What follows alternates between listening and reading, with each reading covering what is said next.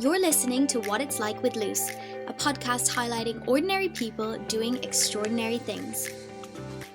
I'm your host, Lucy Norris, and in this week's episode, I'm joined by digital creator and Irish YouTuber Mollerina. From her home in Claremorris, we chat building her brand, navigating adulthood, going viral on TikTok, and what it really takes to smash it in the world of social media. Boasting a combined following of over 120,000 followers across her platforms, here's what it's like to be Molly Roberts. Thank you for agreeing to chat with me today. No bother. I think we'll just start with you growing up. I know that sounds super like you're in like a psychiatrist's office or something. No, I need to be. No, but just kind of like, what were you like as a kid? Have you always been super creative, or is it something you kind of found as you got older? No, I've always been creative. Like, I was mental as a child. I have ADHD. I didn't know that until like last year. Okay. Well, my family knew it, but I didn't get like treatment for it or whatever. I've never been on any medication for it or anything. And I just always thought I was weird, but no. I'm actually just more creative and think more thoughts than the average person. But yeah, I was like hyper as a child. And I was very like performative, and I always wanted to like entertain people and like just have a good time, you know. Mm-hmm. So I was like a speech and drama child. Yeah. So was I. Yeah. Love that. Yeah, I honestly won most of the festivals I entered. I was like on the Hoxwell Theatre. I was like the star of many a show. Like, not being cocky, I was. Like the trophies are upstairs, and the medals. I have a big shoebox of them. I loved them, and yeah, it was a great time. That part of it was a great time. Like, but yeah, it's everyone kind of like growing up. I feel like everyone has their own struggles and stuff like that, like in school and all. Like, but. Mm-hmm. Yeah, so I was always creative. Like, I used to have little Barbie dolls, and Mom would give me old like face cloths and socks, and I would like cut up and make clothes for them. And I was always into makeup. Would always have like a little kids makeup, and you know. Yeah. So what do you kind of think was your first draw to YouTube? Because I don't know, did you have a blog before YouTube, or has it just been YouTube? Well, no, I started with a blog, but I had always wanted to do the YouTube. Like, since I started watching it when I was younger, like, I always thought like I would love to do that, but I never thought I ever would, because like in the first part of secondary school, like up until I was probably 17, I was actually like, I kind of went into myself a bit. Like when I was in primary school, I was I didn't really understand like social insecurity. Like, it didn't really hit me. And then I moved schools like 3 times when I was younger, because I was telling you earlier, Mom's a teacher. Mm-hmm. So when she would like move to teach in a new school, we would just move with her, because it would be the easiest thing. Like, so because of that, I went into myself a bit, and I started thinking like, oh, am I too loud? Like, am I to this, am I to that? Like, you know, I think everyone does though. Yeah, you do. You know when that hits, mm-hmm. and you can remember that moment when like you first felt insecure and stuff. Like, it's horrible. It's just such a disgusting feeling. Like, but yeah, so I feel like I was kind of into myself, and like I don't really know what people know. Like, I don't know now if I like asked people I was in school with if they thought I was like quiet or loud in school. I'd say like some would say quiet and some would say loud, because it would just depend. Like, do you know what I mean? Like, I'm not sure. That would be interesting to find out. I don't know if I would want to though. Go back into that space. Like, I think I would feel a bit weird. But so like you were saying, you thought you might be quiet in school. Yeah. So how did you have the confidence to like start a blog? Because I know back then people had such like funny things about like social media and like doing something like that. Definitely. So it was kind of, do you know what? It was 2 things. The first thing was, in Leaving Cert, I moved county. So I went to school in Sligo, and I used to live in Sligo beside my grandparents. And then Mum moved, so we moved, and we moved to Mayo. So we're only half an hour away. So she still works down in Sligo, so we would still attended school in Sligo for that time. And it was like, I was still grand then. I definitely got more confidence towards the end of school. And then when I moved to college, I really got confidence. And it really just pulled me out of my shell. And like, I don't really think anyone was expecting it, because I was such like an insecure warrior kind of a person, like.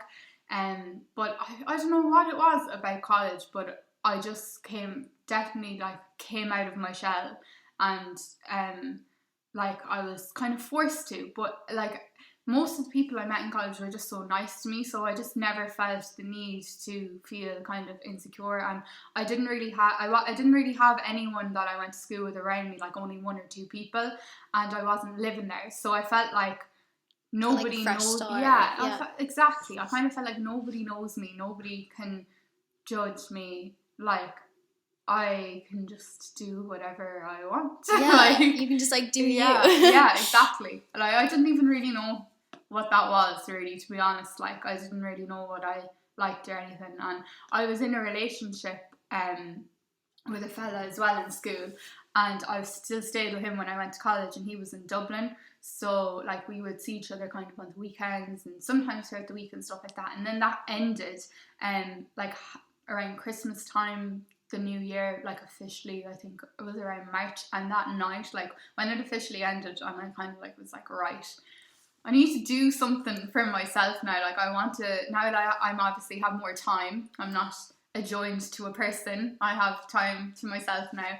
I want to do something for me. Like, I wanted to start something for me. So I started my blog that night, and then in the summer of first year of college, I started doing YouTube. But so when you decided to like start your blog and then later your channel, did you kind of have themes in mind, or like a brand in the back of your mind of kind of how you wanted it to go, or was it just pure like lifestyle, whatever you were doing? It was just what I liked at the time. I loved makeup. I still do love makeup, but now I don't feel like I can do that much makeup because there's so many makeup artists. So I kind of feel like, why would I do it when they do it so much better? Which is probably not a good thought to have, but there's things I like to do more on it, let's say. But yeah, back then when I started, I think my first video was like a makeup tutorial standard. Okay. It was like contouring. I still don't know how to contour. So. Oh my god, I still do it terribly, but I tried. So yeah, it was like that. And then me and my family went on some trip abroad. No, it was only to England actually, and I vlogged it. And I felt like a proper little YouTuber. It was so funny. That was also very bad, because when you start doing it, you're not really you on camera. Yeah. And then throughout your life, it's so weird, because say if you are doing like a job where you're not on camera or you're not recording yourself, all you're going to have is pictures over time of yourself, which will bring back feelings and memories and stuff. But I think it's so different when you can hear yourself and you can see yourself. You really document yourself over time. And if I look back now and be like, God, I was so insecure that day, or I was talking so quietly because there was people downstairs that didn't want to hear me, and stuff like that. So sometimes they're hard to look back on, like. But I just always wanted to do it. Like, I wanted to try it, and I would feel, and I still do feel guilty if I don't, if I can't, for whatever reason. Exams used to get in the way a lot, and like college work used to get in the way of it a lot, and I couldn't not do that. So I would have to leave my YouTube for like a month, 2 months at a time, and I would be, inside of me would be like a fire, because I would be so annoyed at this stupid college. I was like, oh, what is college anyway? I would be absolutely raging, because all I wanted to do was make videos. Like, and in my head I always wanted to like make it with them. Like, I always wanted it, like, I'm gonna do this until it happens, and I'm still am that way, like, So you kind of started with like, potentially not like fully being like, this is my aim with this, but you didn't just start with being like, oh, whatever. You kind of were like, if I can really make this happen, I'm gonna try my best. Yeah, well, I started, and like, obviously I'd been watching YouTube for ages, so I knew people did it and that was their job.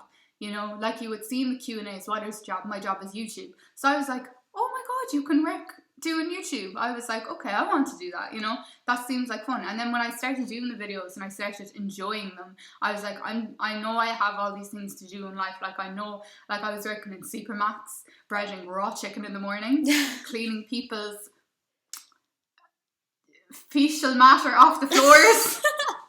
But I was like, I'm going to do what I have to do what I want to do eventually. Yeah. So, and that's still the way I am, like, so, but when you like posted your first video, so you kind of like, you filmed it, you know, you plugged up with courage, like, what did people, how did people react? Or like, were you nervous? Yeah. Oh my God, you know, I actually couldn't cope with myself. Like, I was just, oh my God, I was like a shell. No, so I think actually the first one I posted on Facebook, and then I think I reposted it onto YouTube or something. But because at the time I had started a Facebook page for my blog, so I actually had some followers on it, like people from school, basically. Yeah. And no one said anything bad about it to me at all, which is what I was nervous for. Because, you know, growing up, the lads would always be teasing you, or some girl would make some snide comment about you, and they would always stick with me. They never went. They still haven't gone away. Like, so in my back of my head, I was like bracing myself. I was like, okay, if someone says something, I'll just ignore it. Like, that's the way I was thinking. But no one said anything mean to me online, or not really in person either, to be honest. Like, I wasn't around anyone that could for them to, you know. Yeah, I think that's the thing. I think so many people stop doing things because they preempt what people will think. When actually they stop themselves before they even start. Like most people will probably be supportive, unless, I don't know, they unless don't like you or dickhead. Something. In which case they're a dickhead. Don't care about them. What? So it took me a long time to learn that part of it too. Just, you have to just take opinions with a pinch of salt. Like, so it's the same with bad comments like that. But there is a difference between like a bad comment and then like bullying, cyberbullying. So cyberbullying is very serious. Like, luckily I haven't dealt with that, but so you haven't really like experienced trolling or anything like that? Yeah, a little bit of trolling. Yeah. A little bit of trolling. But not that I want to talk about or give airtime to. Okay. There's no need. No need. Okay, so you kind of like get yourself together with it all. You're like, no, I'm going to give it a proper go. Mm-hmm. So how did you kind of, I know every influencer gets asked this question, how did you build your following? But like, how did you? I still don't think I have one. Like, no, but I'm so small. You're famous on TikTok now, so yeah, for being a Barbie. People wouldn't recognise me without the wig, I don't think so. No, I think I have. I know I have followers, and I'm really grateful and appreciative of anyone that decides to follow me and watches my stories of me being silly and accepts that that's just Molly living her life, like, you know, because I, like, before that, there was a long time that I was more myself online than I was in person, because I would go online and I would feel supported online because I had like people following me who I'd never met, but I knew that they liked me because they followed me, or they would reply to me saying, oh, you're gas, but like maybe in person I wouldn't get that, do you know? So I felt for a long time I was more myself online than in person. That's really interesting, because I feel like a lot of people would potentially assume, or I mean, like celebrities, whatever, have said they kind of have they can't help but have a little bit of a persona online, and then offline they're like different people. Oh, well, I'd say I definitely have that too sometimes, because you're online as well, especially if it's a brand deal. You have to be professional. Like, it's you're trying to make this into a job, but you are the brand, not like a brand. No, but you're a brand. Like, that's what you're representing. You know what though? Sometimes that can be limiting. Like, I get it, 100% get it, and it's the world I work in, so I really understand like personifying brands and stuff like that. But when it's your own, like, I understand it, and people think, oh, like pink is your thing, that's your aesthetic. Like, I know, like I like pink, like this bad boss energy kind of stuff. Like, I get that too, but it's not like 100% of the time. Like, nothing can be 100% of the time, you know. Yeah. Sometimes I still cry, you know. Sometimes I get sad. Yeah. Like, it was not one thing that like viral, except for the TikTok, right? The TikTok, that video viral, and I had a couple others that went semi-viral. I thought they were viral, and then the real viral one happened, and then I realised, oh, they were only like semi-viral. So yeah, I've had a couple of semi-viral on TikTok, and I have a following on TikTok, but that happened over 2 weeks. I wouldn't call them like loyal, hardcore followers. Yeah. This sounds like I'm in a cult. I'm running a cult. I'm not. No, like, it doesn't. You know what I mean? It sounds bad. But like, in the sense of my Instagram, I think they're loyal, and I think they're 100% genuine and real, and actually care about me and what I go through, and they do, and that it built up from, I think, being relatable. Yeah, no, but it's true. Like, it's even what I said to you about that podcast episode you shared. Yeah. Like, people love genuine people that they can watch and say, I feel like that today, or it's like that thing of not being alone as well. And I think that's there's been so much talk like over the last kind of year about being genuine on Instagram, more like with regards to brand deals and stuff. But like, there is so much to be said for just being yourself, and not just saying, oh, I like this because these people are paying me to, or I know that if I say I like this, then I'll get a brand deal with a tan company or whatever. And you didn't do that. Like, you're not a sellout. So no, well, I got paid at all, so if anyone would like to pay me, I'll accept payment, but I will be honest. I am lucky. I do get gifted a lot of stuff, and brands that I work with are very good to me, and I appreciate like all the brand deals I do have. They're not paid though. They're they're gifted, or they're collabs kind of thing. Like, and I have done a lot, like, and they're all genuine ones. Like, how do you feel though about, like, I know they gift you things, but essentially kind of helping them out for free? How does it's a constant battle, more lately than not, because now I'm been at it a long time, and I've seen people who started last year and they're already miles ahead with me in the terms of followers, and they are getting paid, and that can be hard to watch. And I really have to tell myself, like, everyone has a different path. Stop being jealous, like, No, but I don't even think it's jealousy. I think it's just genuine. Like, you put in the hours and the work. And then but then you start, you kind of go along the lines of, are they better at it than me? Should I stop? Like, and you just can't. I just have to be like, Molly, shut the fuck up. Like, but no. So I've kind of realised I have a worth, in the sense that I have the skills. I have like good quality content, and I have like a loyal following, and you can't deny any of those claims, like, or whatever, facts, whatever.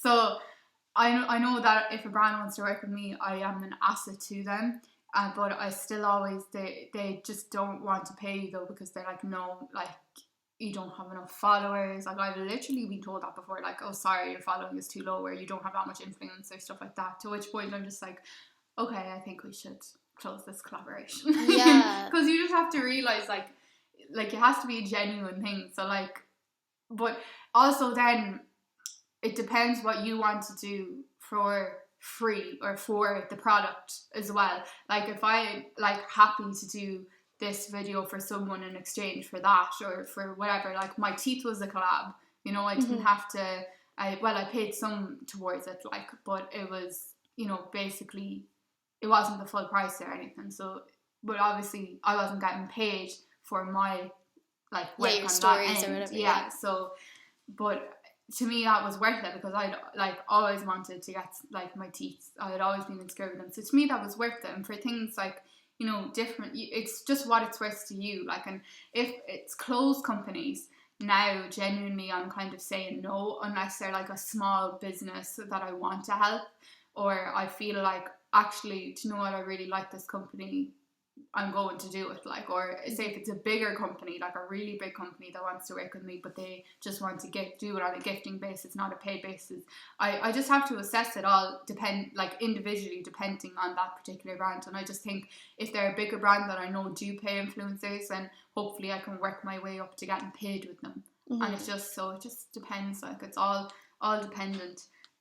But you also have to think, am I doing too much for these people sometimes? Yeah, because I think like it's that, everyone always says that, like, if you're not in the industry, it just looks like you sat there, took a picture, and that was it. But like, that's not what goes into it. There's so much extra. Like, for one, you should be paid for your hours that you spend working. I agree. So I think there's a time when you have to be like, you're giving me a pair of trousers, but I'm giving you 2 days of my life, like, Yeah. where I create all this stuff And for you. also, if they tell you, okay, we want this in the caption, this is what the picture has to look like, this is what times and days we wanted to post it, and also we need it by like a week earlier so we can review it. If they're too much like that, I'm like, Yeah. go home. Like, you can pay me for all of that. Like, that's rules. If you want to put rules on me and tell me like how to do the work, then you can pay me for that. But if you just want to gift me a product in the hopes I'll put it up, or ask will I put it up, that would be an ad, like, then I would be like, I'll think about it and I'll get back to you.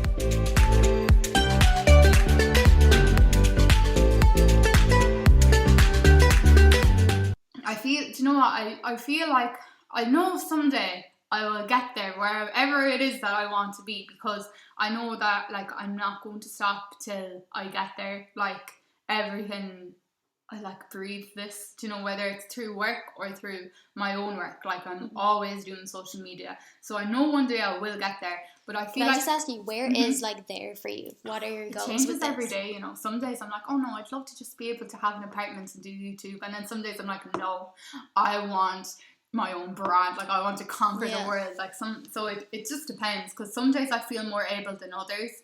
But also, like, the self-doubt and everything, because I see so much of people starting and they can blow up suddenly really quickly, and their quality mightn't be as good as mine or whatever, and then I start thinking, well, as a personality, is that why I don't have as many as they do? Like, do people just not, am I annoying? Like, you know, which I sure I am to some people, you know. You can't be everyone's cup of tea. But so yeah, that's it. It depends. Like, every day is different. Some days I want like the whole world. Like, some days I want like collaborations coming out of everyone. And then some days I just want to be able to have an apartment and be able to earn a wage from YouTube instead of like working for someone else. But I do really like my job. So yeah, it just, I just know I need to be like creative and doing stuff like that. But has there been a moment for you so far, like, we'll call it, say, like, your social media career, where you've kind of sat back and really felt like, oh my god, this could actually happen? Like, do you remember a single moment where that kind of feeling came? Yes, but I can't talk about it. Yeah, I had an interview in London for something. Oh, nice. Yeah, and it was so real, because I was in like a proper building and stuff, like, and I was like, oh my god, like, I'm here, like, this is the closest I've ever been to anything that I really wanted, like, and hasn't happened yet, so we'll keep waiting. But I suppose that, and then otherwise, aside from that, maybe like, I don't know, well, maybe some bigger brands, they might ask for, like, I suppose when Benefit contacted me and they asked for my PR address or whatever, they wanted to send me a PR.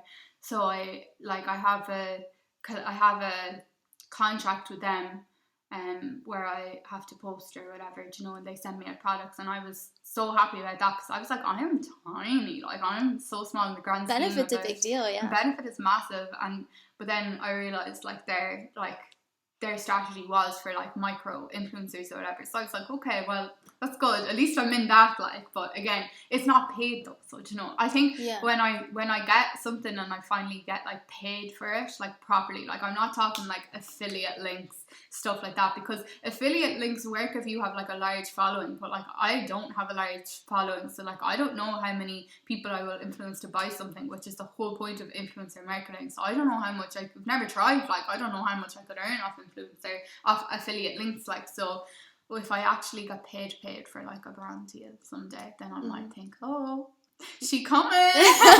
Watch out. Yeah. So how many years have you been doing this, actually? Like, so since 2016. 2016. So like, yeah, next summer it will be 4 years. That's long though. That's like, it's long to put your heart and soul into something you don't get back from. Well, I do get back from it. It gave me confidence. I wouldn't be who I am without it. Like, I wouldn't know myself. I wouldn't feel as confident around people or anything. So the biggest thing it's given me is confidence, which I'll always be grateful for. Like, you know. Do you feel like sharing your life online has changed, like your life offline? Yeah. Well, wait, let me think about that question. I suppose. But see, the thing is, I've changed so much since I've started, and that was giving me a lot of crisis identity because, again, like people say, oh, your brand online is so this, but like I change over time, so I can't stick to like one brand. Like I can just be me because I'm going to change. Like next year I'm not going to be the same as I am now. Do you know what I mean? Like God knows what I'll go through next year. Who knows where I'll be or who I'll be. Do you know? I'll be me, but like me will be different, you know. So yeah. It definitely, like, so my life offline has obviously changed as well. Like, you know, I went through college. Like I had like so much happening behind the scenes that I would never talk about online because it would involve other people and you can't be talking about that. Like my family are like so like private, like they're not, like they're on social media but they're not like public. I don't think, like they're not they would never want to be, you know. Yeah. So I could never talk about them on it, like, and they would never want me to. And there's been like, say sometimes I have, and then like mom or my brother has been like, oh, my friend said you said this, Joe. So I just can't, like, everyone, you know, you get found out. Yeah, it just go like this. Yeah. Especially mom's a teacher, so some of her, I don't know about now, but like I think a while ago, some of her kids, I think they're probably in secondary school now, but like some of them would have followed me, like, so you wouldn't be able to say anything because they would go into school the next day and say something bad. Tell your know? mom, yeah. And they need to respect her, like, you know, if they see her as kind of like a person online, there's less respect because they think you're just a person online.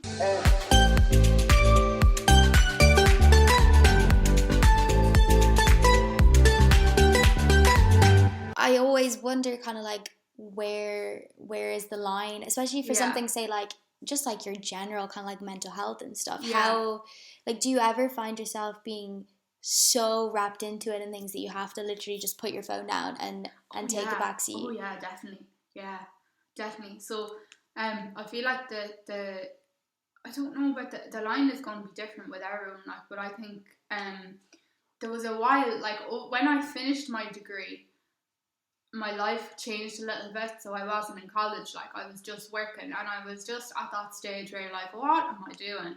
Am I going to move out now? Am I going to stay here and try to save? Am I going to try to look for a job somewhere else, maybe in Dublin or city, and try to work there? Like I didn't know what I wanted to do. So I still don't know. Like I'm just trying to live my life every day right now. None of us do, literally. But and I didn't because of that. I was like, what do I even post? Like, I can't post about being in college anymore because I'm not. Like, what will people even care? Like, whatever I post about. But I suppose you just, like, people don't like it, they just don't follow you, and that's that. You know, you just have to post about you, wherever your life is there, because you know what? At whatever part of the journey you're in, someone is going to relate to it, and you could help someone from them seeing it. But again, I don't share everything at all, like, you know what I mean? So like, say if I think I know the line is when I'm getting frustrated or when I feel like, oh, like, you know, when you're scrolling for so long and I'm just like, am I scrolling for a reason? Am I just scrolling because I'm bored? Like, could I be doing something better right now with my time? Like, am I feeling a little shit about myself now because I have been scrolling for so long and seen so many beautiful people? Oh, yeah. And at that stage, I'm just like, put the phone down, do something, either watch something on Netflix, clean my room, cook something, eat something, just move from this location to another location, like, just, or call someone. Not that you have to be like, I need to save myself from this, but just like, I just need to bring my mind out of that place, because it's all imaginary. Like, it's not, social media is not real. Like, and I know you can make a living or make a job from it, and it can be people's real lives on it, but it's never, ever, ever going to be a proper representation of 100% real, because there is no way in hell you could put all of your real life up on it anyway. Do you know what? You can't take a picture every minute of what's happening in your day. I would love to see that, because that would be really interesting. Yeah. But you just, that would expose so many people. Oh my god, the tea! But no, you just can't. Like, so even if you try, you can't realistically. So that's you need to remember that you literally can't, like, and also protect yourself. You can't do that either, because my granny always said, like, knowledge is power, and the more people know about you, the more power they have over you, or they feel they have over you anyway. And I understand that as well, and I suppose that goes against everything that I do, because I share a lot. But I also think your realist power that you can have is literally being authentic and being yourself. And a lot of people don't, and it's not because they're trying to be fake or trying to be someone else, but some people just need to protect themselves, because mentally they mightn't be there.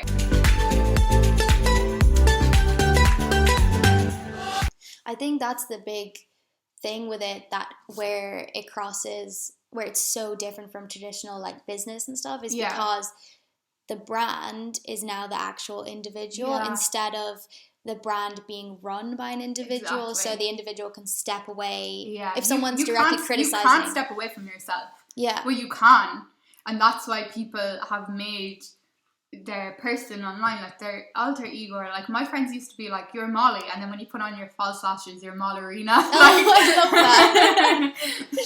Which I get, like, and I get it's like Mollerina is like, and I used to feel like nervous, and I totally had that. Like, I definitely, like, faked it till I made it. But yeah, that kind of thing. Mm-hmm. And that was the way I got my confidence. Like, and then some days I would be like, wait now, am I actually confident, or am I just confident when I'm being, like, Mollerina? And then I'm like, no, like, you are her, like, you're the same, like, you're one and the same, like. And in college, I did, like, anthropology, so I was studying, like, culture and studying people, and we did this thing about how you have different identities depending where you are or what the social situation is. So, for instance, imagine yourself at work and how you talk to customers and how you talk to your boss. That is not the same as when you're at home with your families, or you're in the club with your friends, grinding on strangers. Like, that's not how you are in work. Do you know what I mean? Yeah, imagine. So, I know, literally. So you can't be the same person you can't be exactly the same person in every situation. You have to be adaptable to that situation, and we as humans have that, or we wouldn't be able to survive. Yeah, no, do you know so what I true. mean? Yeah. So there is a bit of that in it, like, do you know what I mean? So you have to kind of adapt yourself to the situation. But I did realize, like, no, I'm not. This is me. This is a part of me. This is, like, I used to think, like, she is who I wish I was all the time. Do you know what I mean? Like, you know, and then people will be saying, oh, I wish I would have your like, confidence. And sometimes I was like, me too. Like, honestly, I wish I was like that all the time.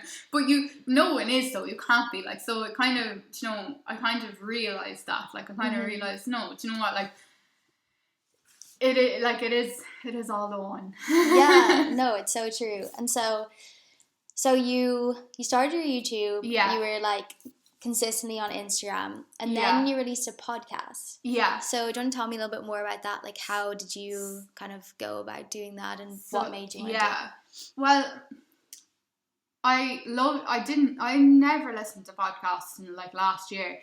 When I started my master's degree. I have a master's in digital media from Galway. So I lived at home and I commuted, and whilst I was commuting, I was listening to music all the time, and it was great, and I love listening to my music and stuff like that. But I was like, why don't I just listen to a podcast? Like, one day someone recommended it or something, and I started listening to loads of different ones, and I loved them. And then I said I've been listening to some, and I put up my favourite ones on my story one day, because I was like, sure, other people that follow me commute, like, most people commute, to be honest, and I just thought, here's some suggestions. And then some people replied to me and said, like, you need to start one, because we would love to hear you talking. And I was like, really? Like, are you sure you want to put yourself through that? Like, and then I didn't really do anything about it. And then I was talking about it with my friends, and then everyone just started doing them. It was like popping off, like YouTube, like, you know, like, everyone has a YouTube now. Everyone wants to have a YouTube now, but not. See, this is the thing. Not everyone can do it. More often than not, people stop it and they leave it. Yeah. And I didn't want my podcast to be like that. I wanted to have longevity with it, and I wanted it to be, I really wanted it to be something that I could progress into something else, and I wanted it to try and look like it aligned with me and my journey and all that kind of stuff. So one of my friends actually came up with the name of it. We were trying to come up with names, and he came up with Mollerina's Tea Party, and I was like, do you know what? Yes, because I love tea. I've always loved tea, and I love the actual gossipy tea. And I also have that like really girly, like, ooh, tea party kind of side. Like, it's something I've always loved, like, you know. So it just seemed to suit. And so what I do on my podcast is I'll either talk on my own, or I'll have someone on, and I'll be drinking tea, and then I'll have topics, and each topic is assigned some sort of a tea, whether it's herbal or not, and I'll either pick a topic, or I'll get the person on with me to pick a tea, and then the topic will be revealed and we'll talk about it and stuff like that. It's only had like 7 episodes so far. It's only been 1 season, and I'm trying to brainstorm the next season. I don't know when it'll be, but like, I'm not finishing it. Like, it's not the last you'll see of it, but I can't do it if my heart isn't in it, because it's not worth it for me. Like, so I'm waiting. I'm sure it will hit me. I'm waiting for some divine inspiration to hit me with what to do next with it, because I just want everything I do to be fabulous.